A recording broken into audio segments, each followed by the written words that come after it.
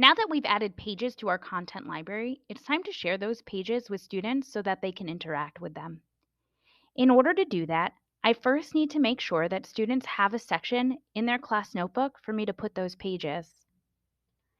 Since I'm sharing pages from the Unit 1 section of my content library, I would like my students to also have a Unit 1 section in their notebooks. To do this, I'm going to go to the Class Notebook tab and use the Distribute New Section feature. I want the students' notebooks to mirror my content library, so I'm going to type in the title Unit 1 exactly as it's written in my content library, and then click Distribute. Once the section has been distributed to the student notebooks, it will let you know. And sometimes it's fast enough that you can even see it on your end. Right now, oh, there it is. And it should be in both notebooks right here, Unit 1. Perfect. Since I now have a Unit 1 section in both student notebooks, I'm ready to start distributing pages.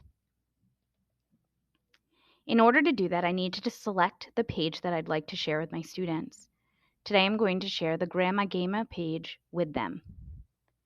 I'm going to go in my Class Notebook tab here to Distribute Page, and I'd like to distribute this page to the whole class, so I'm going to just use Distribute Page.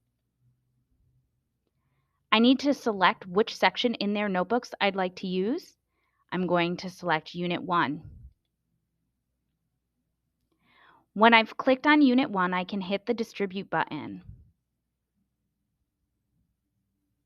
It will take me to another page that will show me the progress of the distribution as it's happening. You can see here it is 0% complete, and it lets me know when it's done.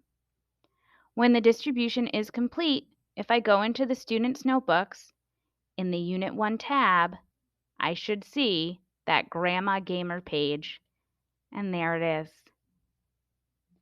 Now, if I were having students complete work here, I can use another feature in the Class Notebook tab called Review Student Work.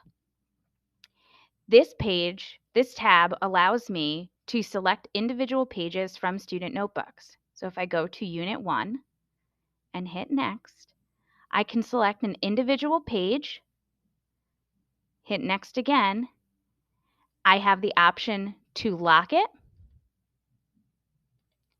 Locking it prevents students from being able to edit that page further. So if you would like to prevent late work, you can use this locking page feature. Once I apply those settings, the pages are locked from student editing. And I can use this now to easily toggle between student notebooks to see the work that they've done. And there you have the introduction to using the Class Notebook tab in Class Notebook in Teams. Have a great day.